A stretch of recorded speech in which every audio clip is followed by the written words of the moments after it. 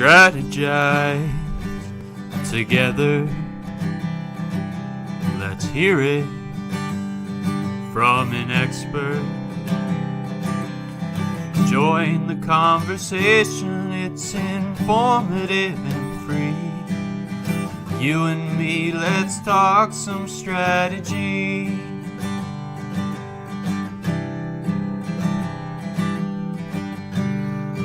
Now here's your host, Morin-van.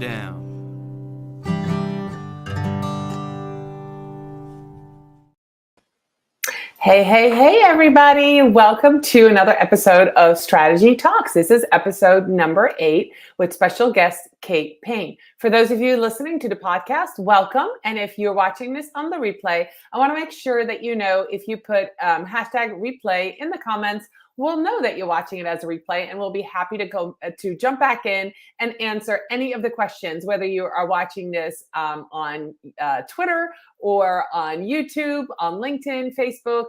Just let us know in the comment where you're watching us from. And if you're listening on the podcast, once again, thank you. I have a special shout out to our friends at Social Insider. They are our special sponsor. And Social Insider is the intuitive dashboard for social media analytics, reporting, and competitors analysis for brands and agencies. So thank you to Social Insider for sponsoring Strategy Talks. And I am ready for our guest. I hope you are too. Welcome to Kate Payne. Hey, Doreen. Thanks for having me. This is exciting to be on your new show. I know. And I don't know if anybody listened, but I have a new intro. I'm super excited for that. I did. Was that your son? It is. Oh my God. I'm like, this has to be her son. Yes, my son created a new intro, and I just love it. So I adapted the video that I had, and I absolutely love it. So that's really, really cool. Well done. Thank you. So before we get started, Kate, let me introduce you to everybody that's watching. PR Pro Kate Payne works with entrepreneurs, speakers, authors, and coaches to develop their personal brand and share the stories that set them apart from their competition and the noise on social media. She's an expert on using LinkedIn as a powerful personal branding and storytelling tool and teasing out an individual's personal story, which makes her expertise unique in the world of online personal promotion. So we are talking about LinkedIn today. We are. Yes. That's super exciting. So for those of you watching, whether you're live or on the replay, you will see right there on the screen, we're going to talk about optimize your LinkedIn profile. But before we get to the how, I want to talk about the why, because I think that's a very important topic. And this has to do with strategy. Of course, we are Strategy Talks. So why should somebody spend time, effort, maybe hire a coach like you to optimize their LinkedIn profile, Kate? Well, LinkedIn has come a long way since 2003 when it was established. And I would say in the last 4 years, and especially the last probably 2 to 3, since Microsoft bought it. A lot of people don't realize that Microsoft owns LinkedIn. They bought it for $26 billion 4 years ago. Yeah, quite an investment. But they've been adding newer features and all kinds of technology to be able to make your LinkedIn profile be more than just a digital resume.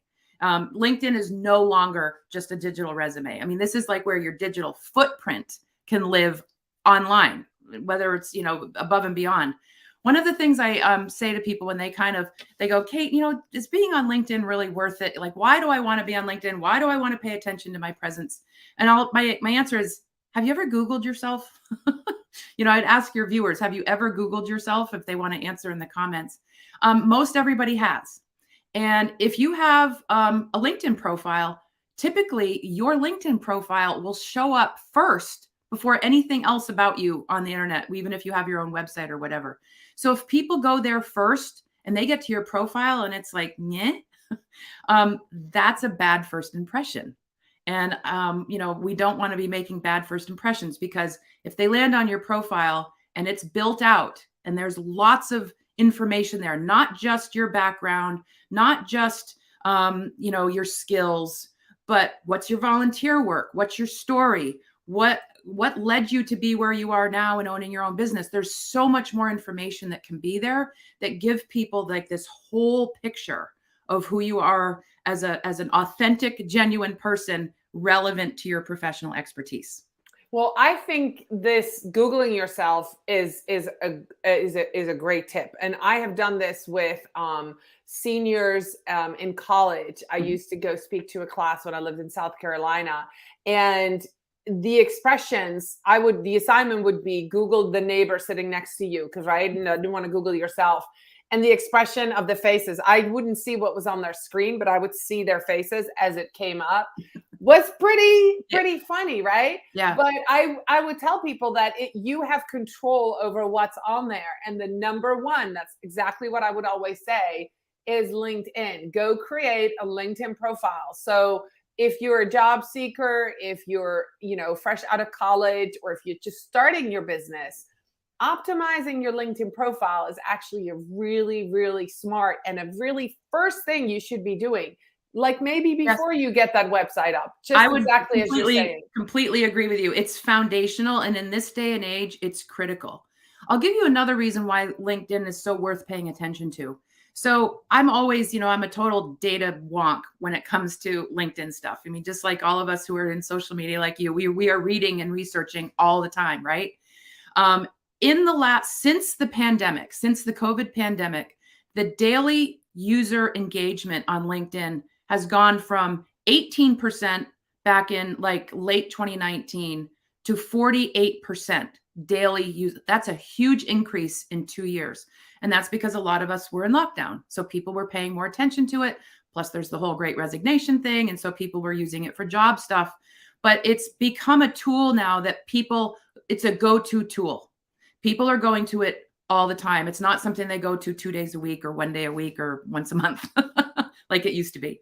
All right. Awesome. So now we kind of understand the why you should optimize your LinkedIn profile, Kate. I appreciate you going in that a little more detail. And I agree, just by what's happening in the last few days with the war in Ukraine, I can tell you that the two audiences that I have on Facebook and on LinkedIn, they're very different. On Facebook, it's almost as if life goes on. Right. There's some groups that are active, and I am connected to some people who talk about it. But on LinkedIn, the conversation is proactive. How can we help? What can we do? Mm-hmm. The power of networking, especially in a crisis like this, is very, very evident when you go to LinkedIn these days. And I'm just thrilled to be there and be active there. And I have a personal story. We're going to talk about how to optimize next. I have a personal story I wrote based on your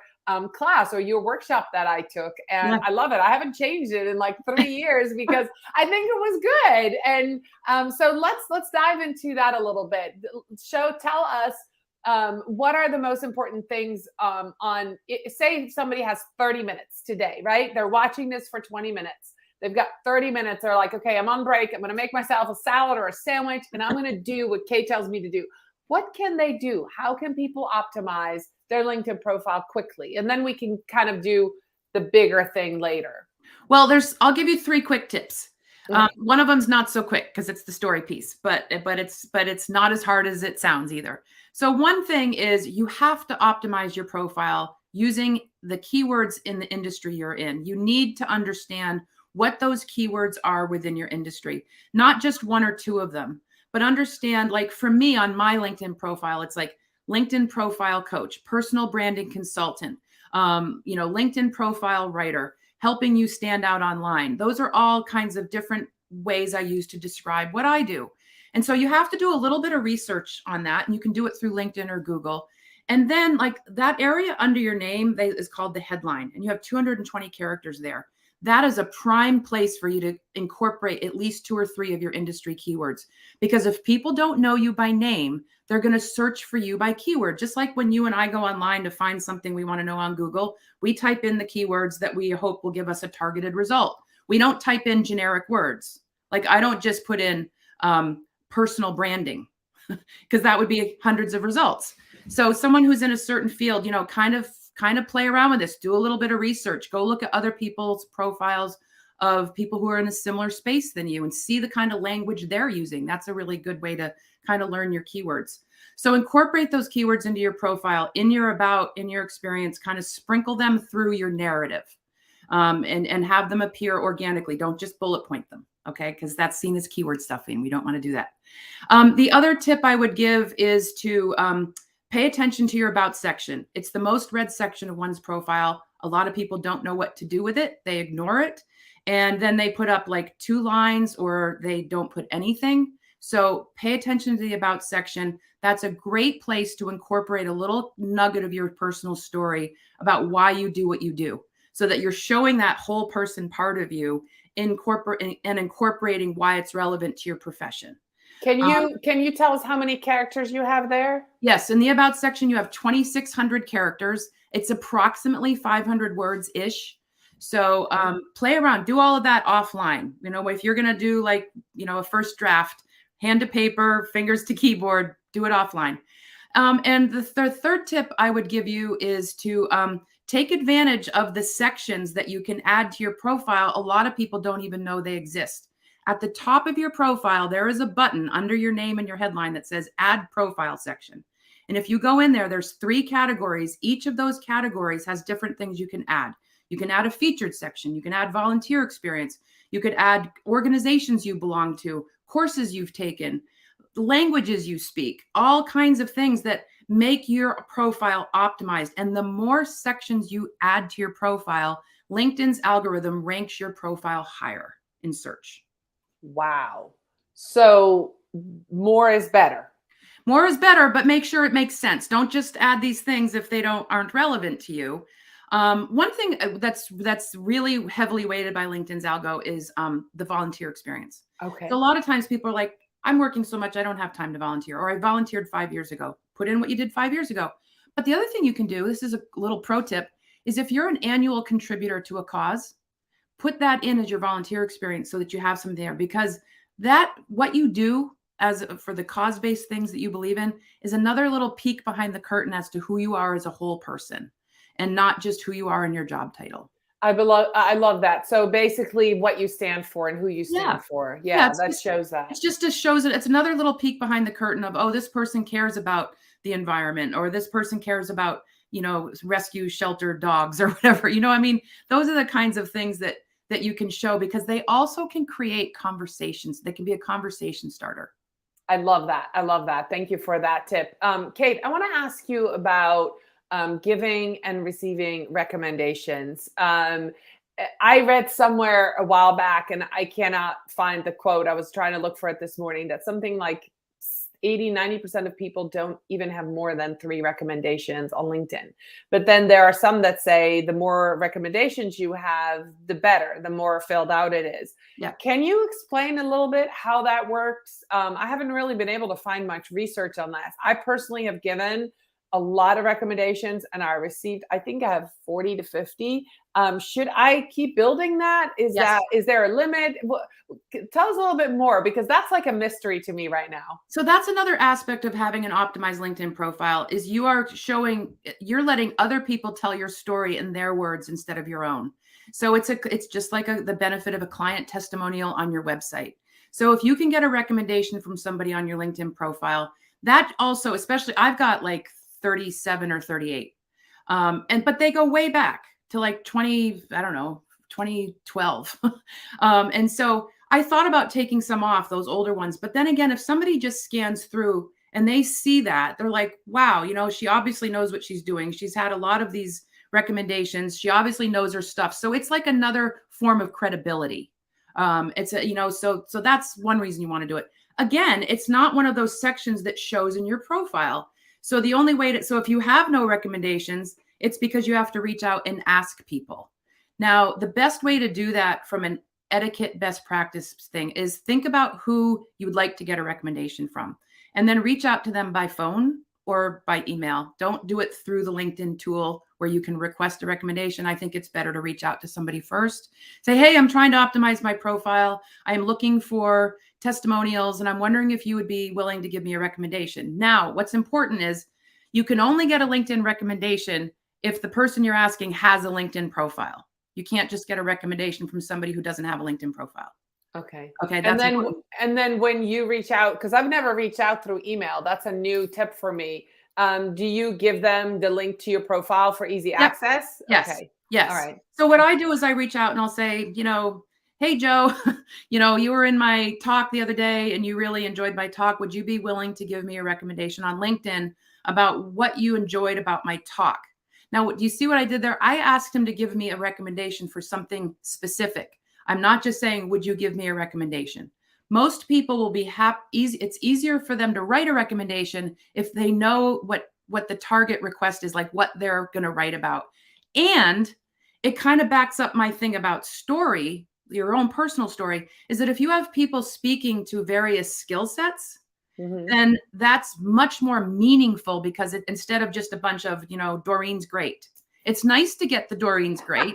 But Doreen helped me with my social media and my engagement, increased by 50%. You know what I mean? Like getting those more specific types of recommendations and asking for them. So that's my tip on that. And then, yes, give them your LinkedIn profile, give them the steps to do it. When they get to your profile, they have to click at the top of your profile. There's a more button. They have to click the more button, not the more in button, but the more button, and then select recommend. And then they just follow the prompts from there. All right. Awesome. We've got just a few minutes left. I want to ask you a little bit about that about section. I know this is your sweet spot. And for those of you listening to this as a podcast, I'm going to be able to give you at the end on how to connect with Kate. But if you want a full LinkedIn profile makeover, she is the person to connect with. Give us just a few tips on 2 minutes. Okay. If somebody wants to go start on writing that about section, those 500 words, those 2,600 characters that you mentioned, how do they start? Okay. So you have about 500 words. I have what I call a 3-part recipe for the about section. So the first part, the introduction, the first part is who you are. That's where you can incorporate your personal story nugget in just a few sentences. It's not multiple paragraphs. Who you are. Second part, what you do or who you serve. Third part, how you help achieve an outcome for the client, or if you hire me, this is what I would bring to your company. So if that way you're creating like an outcome-based about section. So it's who you are, what you do, how you help. Instead of just, I've done this for 20 years, or I've been this and I blah, blah, blah, and I'm really good at, because then you get braggy and then the people feel uncomfortable because they think that's what they're supposed to do. But that way, if you think of your story, so think of a story about, the easiest one is, how did you get into doing what you do today? Like if you own your own business, how did you get there? So kind of reflect on that. Again, do this offline and play that out. But it's the who you are, what you do, or who you work with, and how you help. And if you can incorporate those 3 things into those 500 words, you're going to create an engaging about section that gives people an idea of what it would be like to hire you or work with you. That's wonderful. Kate, we have a rapid fire question round. I'm going to I'm going to take a sip of coffee. Yeah, go do that. Show everybody your mug for those who are watching. My Coffee with Kate show once a month. Awesome.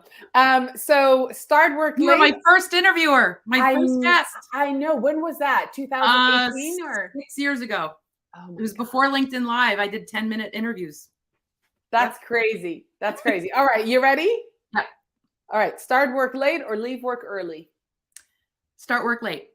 Okay. Free lunch or free dessert? Ooh. I'm not sure I understand the question. I mean, like, would I offer free lunch or free dessert? Or which one would you choose? If I offer you, which one would you lunch. pick?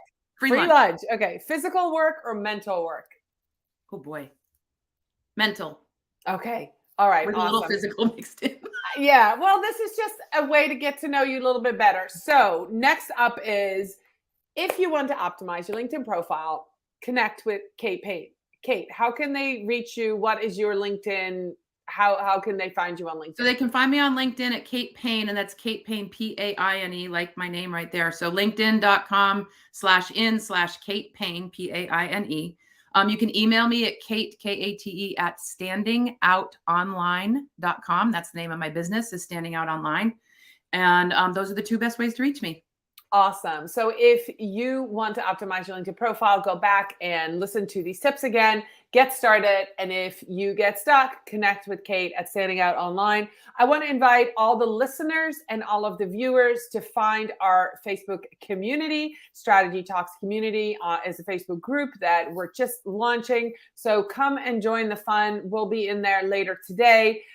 Kate, thank you so much for being here. Thank you. And for those of you who are watching this on the replay live or listening to a podcast, I go live every Tuesday at 10 a.m. Eastern time with experts on anything marketing, social media, business, and we talk about strategies to move the dial. So I'm really excited that you were here today, Kate. You are my friend in Vermont, and it was wonderful to talk to you about optimizing your LinkedIn profile. And guys, if you want to check out somebody who's learned from Kate, go check out Kate's About section and then come to mine, ring my bell and ring Kate's bell while you're there, and go check out our About sections because we have modeled that 3-step process that Kate was talking about. So I'm going to say goodbye. We're 20 minutes in, and thank you so much, everybody, for watching this and for being here live. And Kate, I'll see you real soon. Bye, everybody.